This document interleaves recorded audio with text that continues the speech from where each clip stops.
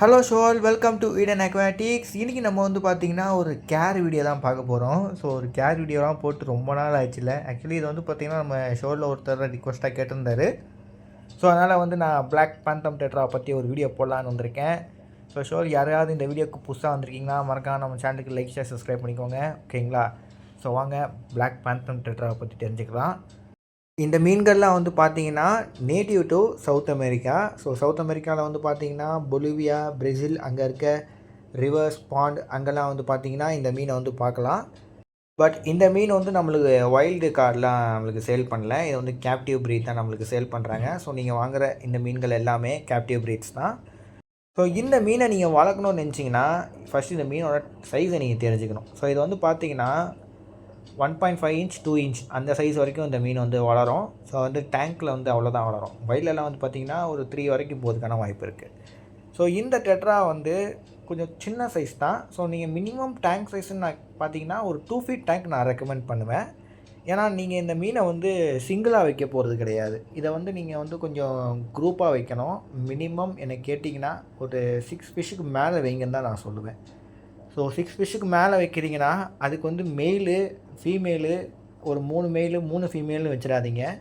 இந்த மீன்கள் வந்து பார்த்திங்கன்னா ரொம்ப டெரிட்டரியாக இருக்கும். அது மெயில், அந்த மெயில் வந்து ரொம்ப டெரிட்டரியாக இருக்கும். வேறு ஏதாவது மெயில் இருந்தால் கூட அது கூட நல்லா சண்டை போடும். ஸோ இந்த மீன் கொஞ்சம் அக்ரெசிவ் தான், அதுங்களோட இனத்தில் இருக்க மெயில் கிட்ட மட்டும். ஸோ மற்ற மீன்கள் கிட்ட வந்து அவ்வளோ அக்ரெசிவாக இருக்காது.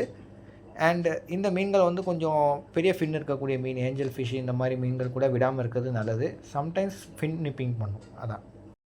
ஸோ இந்த மீனை நீங்கள் வாங்குறீங்கன்னா ரேஷியோ கணக்கில் வாங்குங்க. ஸோ ஃபீமேல் வந்து பார்த்தீங்கன்னா ஒரு 6 ஃபீமேலு அண்ட் 2 மெயில் வாங்கிக்கோங்க.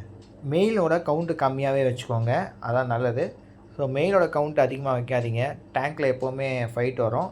அண்டு வந்து பார்த்தீங்கன்னா மெயிலோட கவுண்ட் அதிகமாக இருந்தாலுமே டாமினேட் மெயில் மட்டும்தான் கலர்ஃபுல்லாக இருக்கும். ஐ மீன் இந்த கலர் வந்து பிளாக் கலர் தான். ஸோ அது மட்டும்தான் கொஞ்சம் பிளாக் கலரில் இருக்கும். மற்றெல்லாம் வந்து டல் கலரில் இருக்கும். ஏன்னா அது வந்து டாமினேட் மெயில் கிடையாது. ஸோ அது கொஞ்சம் டல்லாக இருக்கும். அதனால் நீங்கள் வந்து பார்த்தீங்கன்னா 2 மெயில் இல்லை 3 மெயில் உங்கள் டேங்க் சைஸுக்கு பொறுத்து நீங்கள் மெயில்ஸ் இன்க்ரீஸ் பண்ணிக்கலாம். பட் ஃபீமேல்ஸ் கொஞ்சம் கவுண்ட் அதிகமாகவே வச்சுக்கோங்க. அண்ட் இந்த மீனில் ஜெண்டரை எப்படி ப்ரோ கண்டுபிடிக்கிறது அப்படின்னு நீங்கள் கேட்டிங்கன்னா இதில் மெயில் அண்ட் ஃபீமேலை ஐடென்டிஃபை பண்ணுறது ரொம்ப ஈஸி. மெயில் வந்து பார்த்தீங்கன்னா பெரிய டார்சல் ஃபின்னோடு இருக்கும் அண்ட் நல்லாவே கொஞ்சம் பிளாக் கலராக இருக்கும், பெரிய சைஸ்லேயும் இருக்கும். ஃபீமேல் வந்து பார்த்தீங்கன்னா அதோட ஆனல் ஃபின் அண்ட் பெல்விக் ஃபின்னில் வந்து ரெட் கலர் ஃபின் இருக்கும். அங்கே வந்து ரெட் கலர் இருக்கும் அண்ட் டார்சல் ஃபின் சின்னதாக இருக்கும். ஸோ இப்படி தான் வந்து பார்த்தீங்கன்னா மெயில் அண்ட் ஃபீமேலில் நீங்கள் வந்து ஐடென்டிஃபை பண்ண போகிறீங்க இந்த பிளாக் பேந்தம் டெட்ராவில். அது ரொம்ப ஈஸி தான், இந்த மாதிரி நீங்கள் ஈஸியாக ஐடென்டிஃபை பண்ணிடலாம். அண்ட் ஷோல் இந்த மீனுக்கான டேங்க் செட்டப் வந்து பார்த்தீங்கன்னா நீங்கள் பிளான்டட் டேங்க் செட் பண்ணுங்கள். அதுதான் நான் ரெக்கமெண்ட் பண்ணுவேன். பிளான்டட் டேங்க்கில் இந்த மீன் ரொம்ப அற்புதமாக இருக்கும். ஸோ சப்போஸ் உங்களால் பிளான்டட் டேங்க் செட் பண்ண முடியலன்னா ஃபாக்ஸ் டெய்ல் இல்லை இந்த மாதிரி பிளான்ட்ஸ் எல்லாம் நீங்கள் ஆட் பண்ணுங்கள். அதெல்லாம் வந்து பார்த்திங்கன்னா லோ லைட்டில் வளரக்கூடிய பிளான்ட்டு. ஸோ அந்த பிளான்ட்லாம் வந்து டேங்க்கில் இருந்து இந்த மீன் அது கூட இருக்கும்போது பார்க்க இன்னும் நல்லாயிருக்கும். ஸோ நீங்கள் வந்து இந்த மீன் ஃபீடிங் இது வந்து பார்த்திங்கன்னா ஒரு ஆர்மியோரஸ். ஸோ அதனால் வந்து ஃபீடிங்கை பற்றி நம்ம கவலைப்பட தேவையில்லை. ஸோ நீங்கள் பெல்லட்ஸ் நம்ம மார்க்கெட்டில் விற்கிற ஆல்கே கலந்துருக்க பெல்லட்ஸ் அதை வந்து நீங்கள் தாராளமாக இதுக்கு வந்து ஃபீட் பண்ணலாம். அண்ட் இந்த மீன் வந்து பிகினர்ஸ் தாராளமாக சூஸ் பண்ணலாம், எந்த பிரச்சனையும் இல்லை. அண்ட் நீங்கள் வந்து வாட்டர் பேராமீட்டர்ஸில் இதுக்கான வாட்டர் பேராமீட்டர்ஸை கரெக்டாக மெயின்டைன் பண்ணணும்.